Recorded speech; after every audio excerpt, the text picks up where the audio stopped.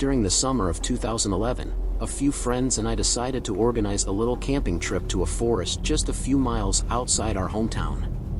Delamere Forest, despite being pretty small, presented us with a much-needed opportunity to connect with nature. City living can be good, but it can be stifling, so any chance to get out into the countryside was well received. But as time went by, and the date of the camping trip approached, things began to unravel.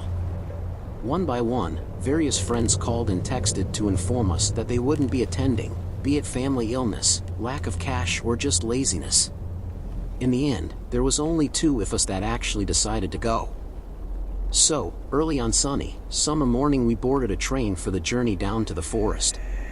The weather was perfect, a cloudless sky with a light breeze that made the hike through the woods not nearly as oppressive as we were expecting. I didn't take long for us to find a decent spot in the shade that happened to be right next to a stream we could use for washing and drinking water. The only trouble was the spot was very open, visible to passers-by, and not the least bit subtle. So it's late afternoon, we're tired from our hike, and we decide to build a fire to cook some dinner on. But here's the thing, building a small fire is an essential part of camping, sure, but it attracts people. The smell of burning wood and the cooking food, the smoke, sometimes you might as well be announcing yourself to the whole forest with a megaphone or something. But we know this, so we're not exactly surprised when a group of locals stumbles across our little camp, and comes down to say hello.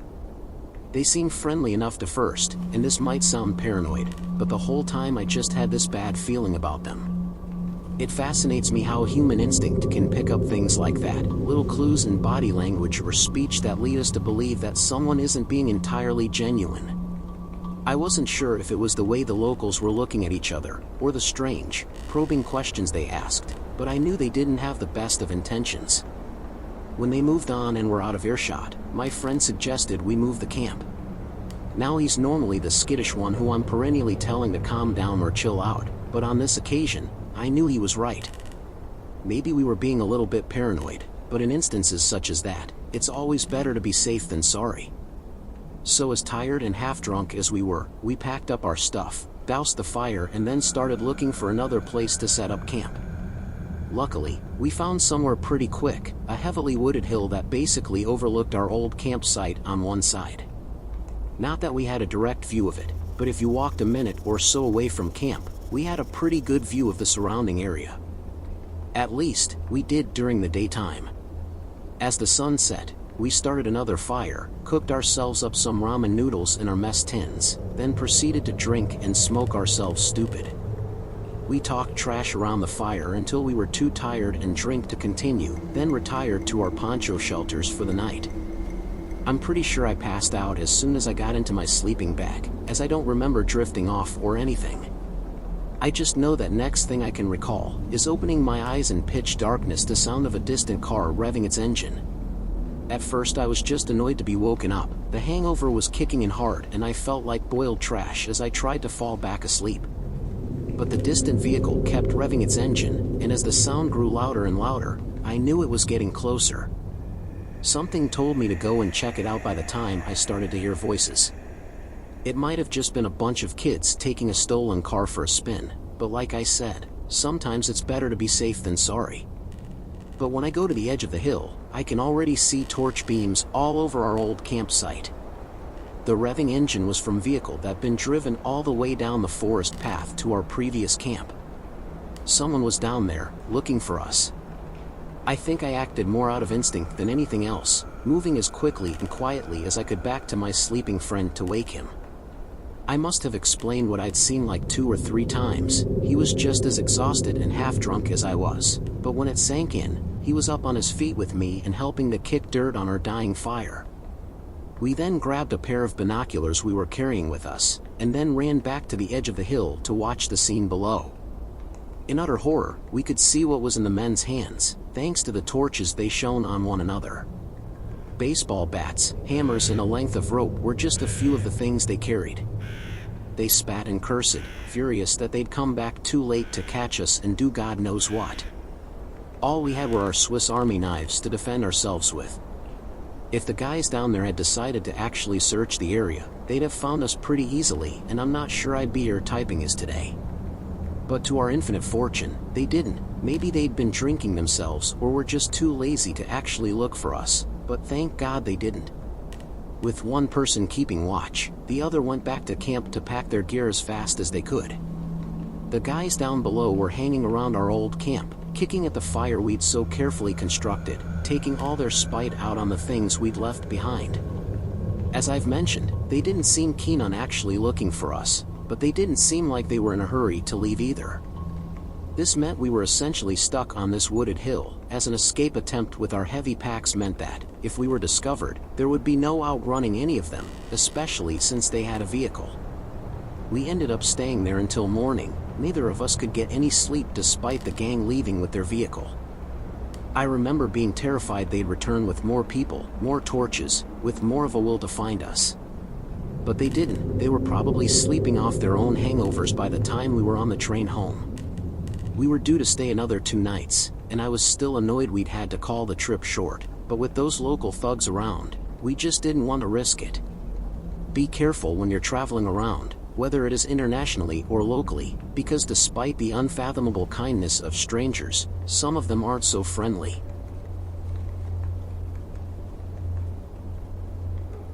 In early February, I found a beautiful week where I could go backpacking with my dogs. For reference, I'm a small woman, with a big Ol Bernese mountain dog and an Irish setter. My dogs are my whole world, and just like me, the sweet pups both love a nice deep hike in the woods, or a wake up by the cold morning dew and grumbling bellies. But since my dogs are now big 1-year-olds, I figured what the hell, time for a backpacking trip. So I bought both my girls' backpacking harnesses and trained with them to wear them, bought my new gear and went to a backpacking trail deep in southern Ohio. The drive was about 2 hours long and the weather was frigid. For the first few days, me and the girls would hike, find a nice spot, set up my small tent, get cozy and make a small fire, cook up some ramen or Insta beef stroganoff, and a big water bottle of water, while the girls would get their kibble and water, and then I'd take a pee in the deep woods, fill my water up with creek water, filtered of course, and then head to bed. For those days it was normal, quiet, and the nights, having no night pollution, had been beautiful. My dogs at night were so pooped they passed out on top of each other, sometimes outside the tent. Me, I would go to sleep and wake up early to clean up my campsite and keep hiking into the woods. In day 4 I was cuddled on the loop that turned me back around towards where I came out of. Now, something I will point out about this turnoff is a lot, and I mean a lot of people walked past where I camped off into the woods, so while it was still slightly light outside, seeing people walking and waving or asking to meet the dogs wasn't uncommon. Now when it got darker and I finished my routine, I decided to hide in my tent for the night with the pups. Now I will make this known: my Bern doesn't bark and my setter does. My Bern only barking or growling when something's wrong, and my setter going quiet when something is off. So when I powered on my phone again to see the pictures I took, I was nearly startled when the Bernese started growling. She slowly got up looking at the tent, and my setter hunkered her head down grumbling. Now nothing had happened. No one was there, or so I thought, and I wasn't in any danger, so I hushed my dogs and kept looking at my pictures, and no sooner did I hush my dogs, I hear walking up to my tent. Now keep in mind it's 3:30 a.m. and I hadn't been able to fall asleep. My dogs wouldn't stop playing and it's pitch black outside, so I can't just let them run around, so I had been stuck awake for hours. Whoever was coming up to my tent and stomping around it didn't say a word until I called out, "Hey, who's there? It's 3 a.m. dude, I think you're at the wrong spot." This made whoever was walking around my tent to then stop in front of my door. The person made a low reply of, "Do you got any water or food? I'm hungry," and got lost.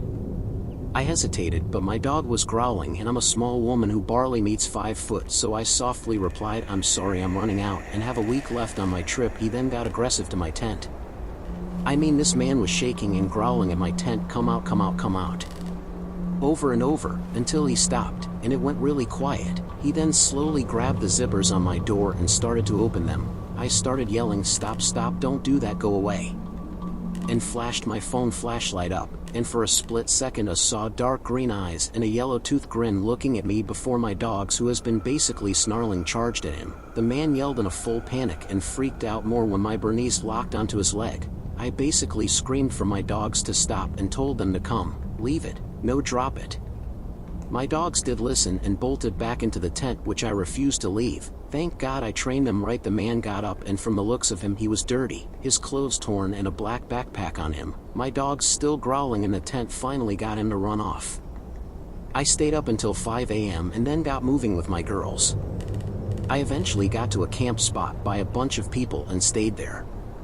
I ended my trip early the next morning and hiked all the way until 9 p.m. just to get to my car. We slept in the car the last night and drove home in the morning. I am so lucky to have had them, and if I hadn't, what would he have done?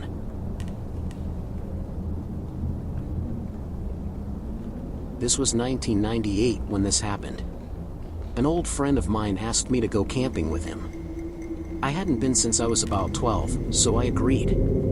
It sounded fun, and I was excited all week leading up to the trip. I didn't get much sleep the night before because of it.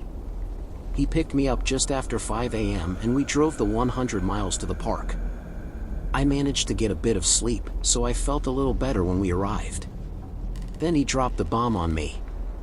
We still had to walk another 2 hours to the campsite.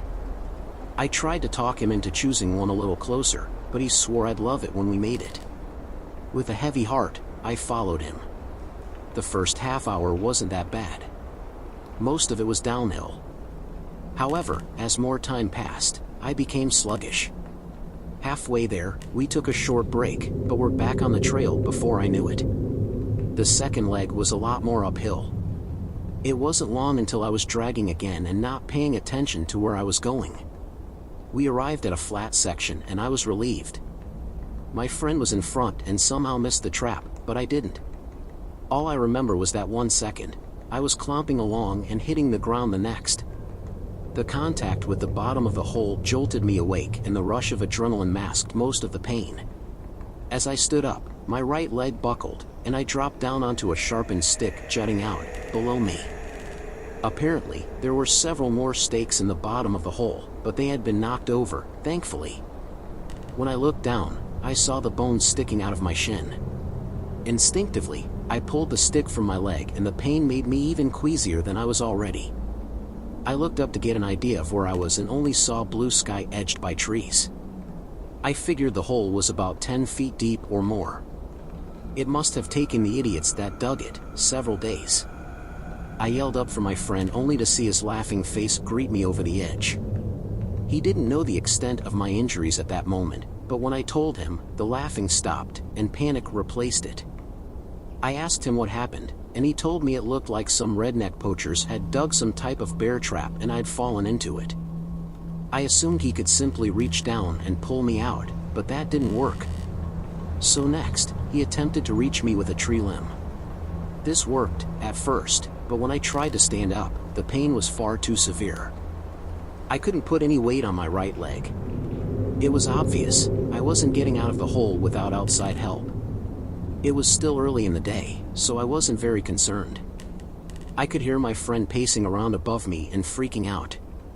So, I called up to him, in a calm voice, and told him to get help. The ranger station was only a little over an hour back from where we came. He could easily get help and make it back to me with plenty of time before dark.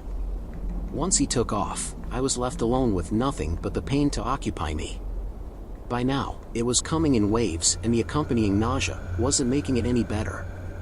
Initially, I thought I could make a splint, but the moment I tried to tighten it down, I almost fainted. Leaving it alone seemed the wise decision. I put my head between my knees and waited for the sick, dizzy feeling to pass. Eventually, it did, and I tried to focus on other things. Singing worked for a while. That is until I started hearing thunder and noticed the sky above me getting darker by the minute. Getting a little wet wasn't going to kill me, right? Perhaps I should have considered my circumstances before saying that. The rain was relatively light at first, but within minutes, it was coming down in sheets. I was okay, until I began to notice the hole filling with water. My feet were already submerged by the time I realized I was in trouble. I clawed my way up the wall until I was standing, at least the best I was able, and started praying for it to stop. As the minutes passed, more of my body disappeared. After an hour, the storm began letting up and I could relax. The water level was only about halfway up my shins, and I knew now, if it continued at that rate, help would be here before it even reached my waist. Unfortunately, it was just a lull in the storm. Soon enough, the rain was sheeting down again. The only positive about the whole thing was it had taken my mind off the pain in my leg. I tried to be upbeat, thinking back on funny jokes and movies. The next hour was the longest in my life. When help finally arrived, the rain had almost completely stopped. At the time the ropes pulled me out, the water was just below my belt. Thinking about drowning to death in a little hole, out in the middle of nowhere, still gives me the willies. Once I was out of the hole, the ride to the hospital went by fast. After a surgery where I acquired some screws and a few plates, I was allowed to go home. The next 8 weeks on crutches would drag by, but I was happy to be alive. Broken leg or not. We never got to make up for the lost trip, but I have taken my kids out camping a few times in the years since. While it's on my mind, I may give my friend a ring. We haven't seen one another in a few years, and a camping trip may be the best way to catch up. I'll make sure to keep my eyes open this time.